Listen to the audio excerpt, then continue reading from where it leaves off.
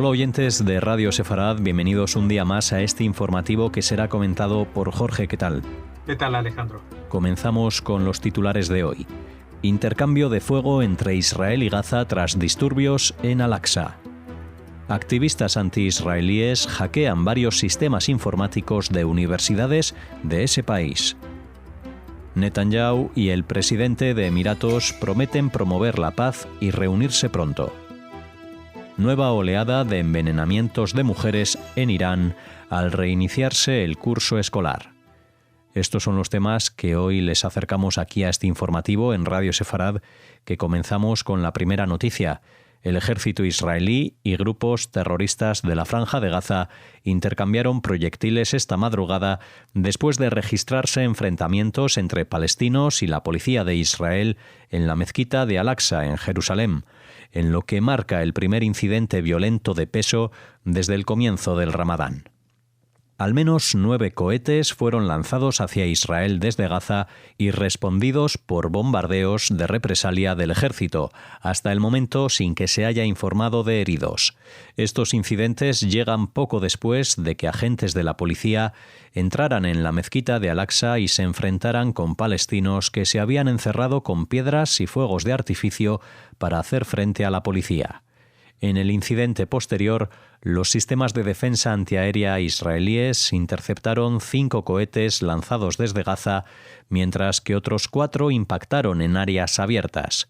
En respuesta, aviones de combate israelíes bombardearon un sitio de fabricación de armamento y uno de fabricación y almacenamiento pertenecientes a Hamás. En respuesta a ello, se registraron protestas en Cisjordania, incluyendo la del pueblo de Beit Umar, donde un soldado israelí fue herido de bala por un palestino.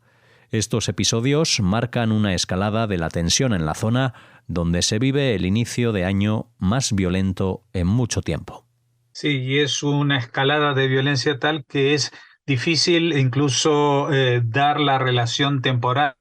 qué pasó primero, qué pasó después, porque estaban todos estos sucesos se sucedían con muy poca diferencia, se atropellaban, se puede decir, en un mismo día. Digamos que el primero de los sucesos que relatamos en esta noticia tiene lugar en la mezquita de Al-Aqsa, un escenario habitual de revueltas, y estamos en el mes de Ramadán, entrando también a pocas horas en lo que es la fiesta de Pesaj judía. Cuando ustedes escuchen estas noticias ya estaremos inmersos en esa celebración también. Y en los últimos años, desgraciadamente, estas fechas han coincidido con brotes y estallidos de violencia, a veces de forma, digamos, partisana, a partir de gente que comete atentados, pero en estos casos la mezquita Al-Aqsa se ha convertido casi en una, y lo entrecomillo mucho, una especie de tradición del Ramadán, que es destrozar los bancos y hay dentro de la mezquita, todo el mobiliario, y con él atacar a la policía que ronda por la zona, vigilando la seguridad. Bueno, a raíz de las detenciones que hubieron por estos incidentes, en los cuales no se disparan armas de fuego, sino granadas aturdidoras y este tipo de elementos disuasorios, pues como digo, en respuesta, entre comillas, a esto, ya que los israelíes mandaron a la policía a detener esta violencia, pues empezaron a lanzar cohetes desde la Franja de Gaza. No sabemos exactamente si los lanza Hamás o si los lanza Yihad Islámica, pero el tema es que se dispararon 9 cohetes, es decir, una cifra importante. Hasta ahora, yo creo que hacía muchos meses que no había un lanzamiento de esta magnitud, y 5 de ellos, como iban apuntando a zonas pobladas, pero fueron interceptados por el sistema antimisiles, y otros 4 pues los dejó que cayeran porque iban dirigidos a zonas abiertas. Y por lo tanto, pues en respuesta a esto, el ejército israelí también mandó a la aviación a bombardear sitios de fabricación de armamento y almacenamiento de Hamás, pero sin provocar, digamos, heridos o muertos en estos ataques. Es decir, que las respuestas han sido muy comedidas en los dos casos, también en el caso de la mezquita, porque como digo, se ha respondido con armas que no utilizan balas, sino elementos como lanzar agua, aturdir, etcétera, etcétera. Y también la respuesta a este lanzamiento de misiles, que como afortunadamente fueron interceptados y no causaron víctimas del lado israelí, pues Israel tampoco los provocó del lado palestino. Esto parece que ya es suficiente historia para ser contada en 24 horas, estos 4 capítulos, pero es que hay un quinto capítulo que es que en protesta por esta respuesta israelí a los lanzamientos de misiles desde Gaza, pues hubo enfrentamientos en algunos pueblos pequeños en Cisjordania y entre ellos un soldado fue herido, perdón, por una bala de un arma de fuego de un palestino. Así que es muy difícil calcular si esto se va a controlar. Se temía que podía pasar, y es más, se sabía que iba a pasar porque si hay algo que funciona mejor que la seguridad en Israel, es los servicios de información. Sabían que todo esto se estaba ya maquinando, organizando, con el objetivo principalmente, pese a todo lo que se diga, que es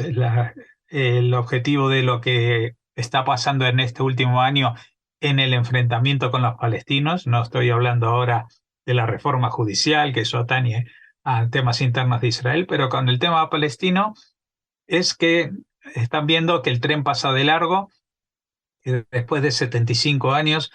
de existencia del Estado de Israel. Los países árabes están reconociéndolo como un hecho que es una evidencia y que no se puede batallar contra la realidad. Israel es un país que está y que seguirá estando. Y por otra parte, que el conflicto de Israel con los palestinos no es la barrera que va a impedir el acercamiento de los países árabes a Israel. Por el contrario, ya son muchos los países, especialmente los del área, digamos, suníes, como Egipto, Jordania primero, pero ahora también Emiratos, Bahrein y otros países que no han firmado acuerdos, pero que están muy cerca, como puede ser Omán o incluso Arabia Saudita. Y como digo, este acercamiento lo que hace es alejar el tema palestino de la agenda mundial. Ya no es el tema preferido en los noticieros del mundo, no solamente por cuestiones que tienen que ver con Medio Oriente, sino también porque el foco, digamos, bélico está puesto sin duda en Ucrania desde hace más de un año.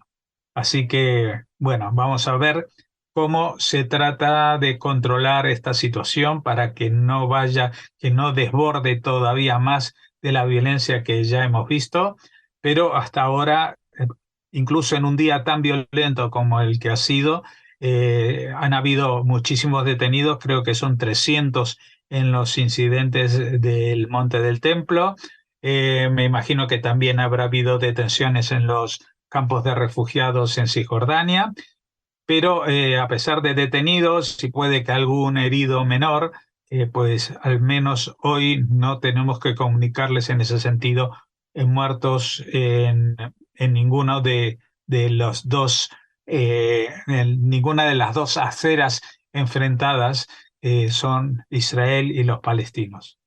Las principales universidades de Israel sufrieron este martes un ciberataque por parte de un grupo llamado Anonymous Sudan. Dicho ataque interrumpió el acceso a los sitios web, pero no quedó claro si los piratas informáticos lograron acceder a alguno de los sistemas internos de universidades como la de Tel Aviv, la Universidad Hebrea, la Universidad Bar-Ilan, la Universidad de Haifa, la Universidad Ben Gurión, el Technion, el Instituto Weizmann, la Universidad Ariel y la Reichmann. Los hackers escribieron en su canal de Telegram que el ataque era en respuesta a las acciones de Israel en Palestina como parte de una campaña anual que suele empezar en abril con activistas que intentan atacar objetivos israelíes en Internet por motivos ideológicos.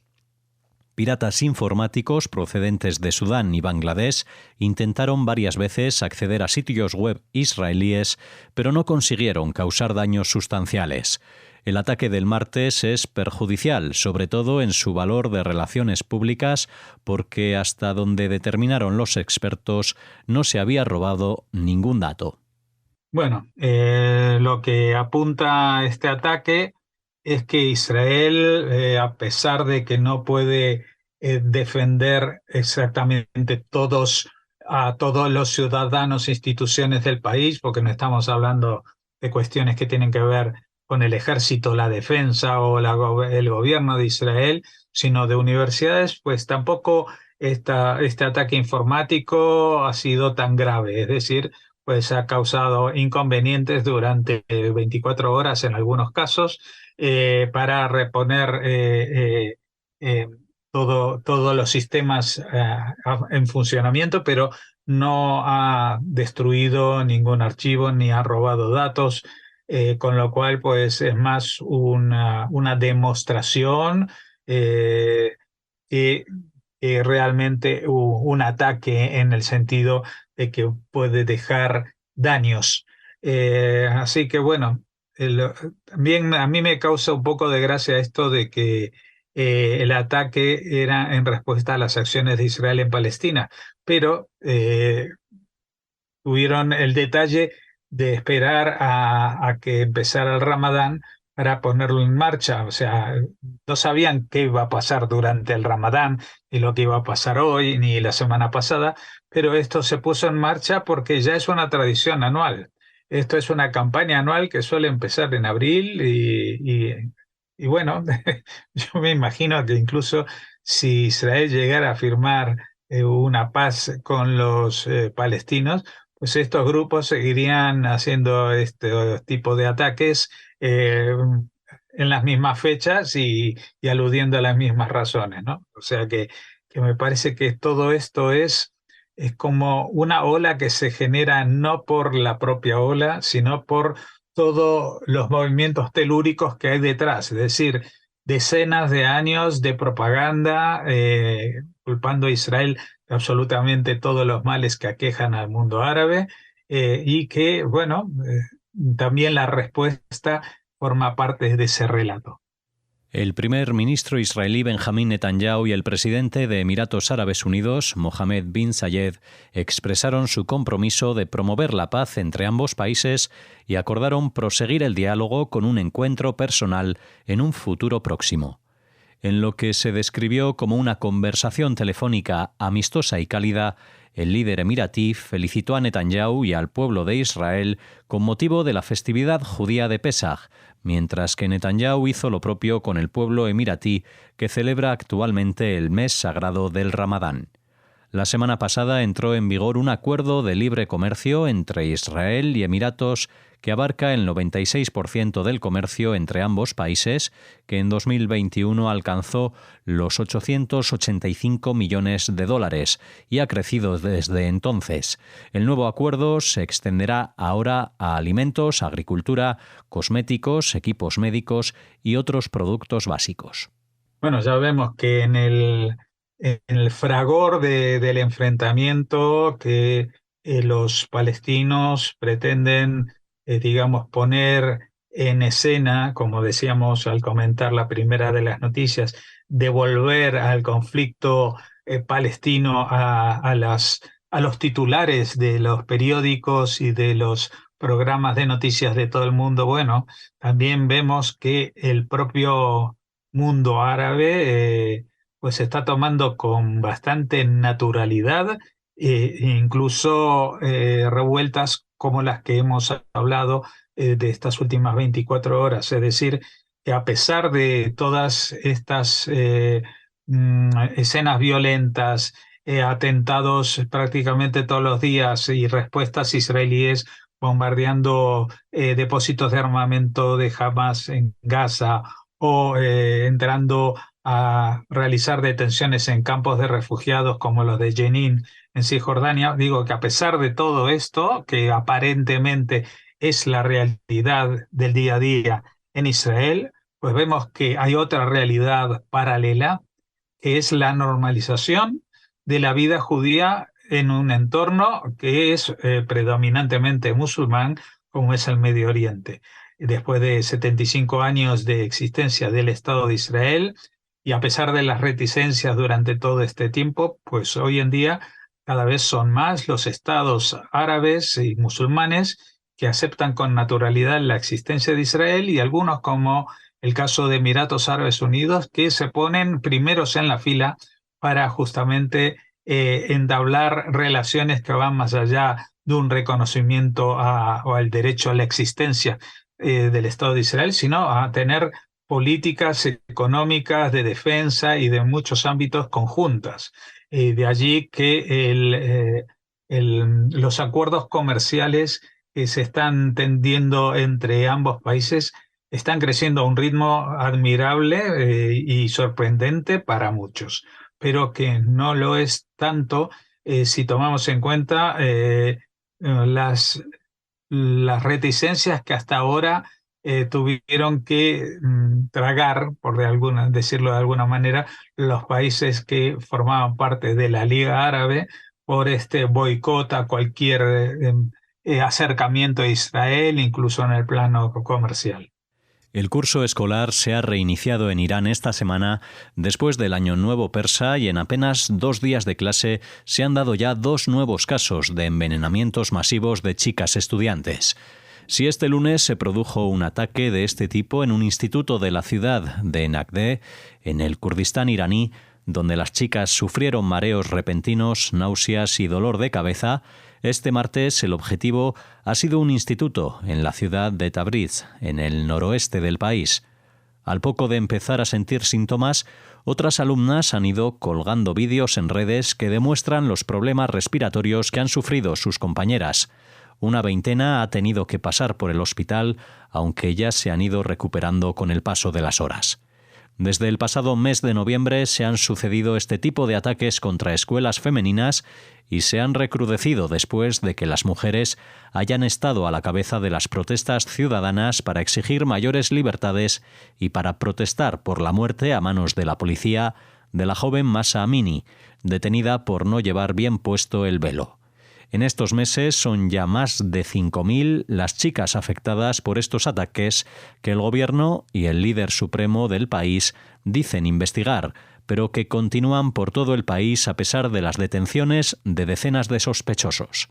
De hecho, el gobierno iraní mantiene sus amenazas contra la libertad de las mujeres, ya que esta misma semana ha publicado un comunicado coincidiendo con el reinicio del curso escolar, en el que avisa de que no se permitiría seguir con sus estudios a aquellas mujeres que no sigan los códigos de vestimenta que se les imponen, lo que incluye llevar la cabeza tapada.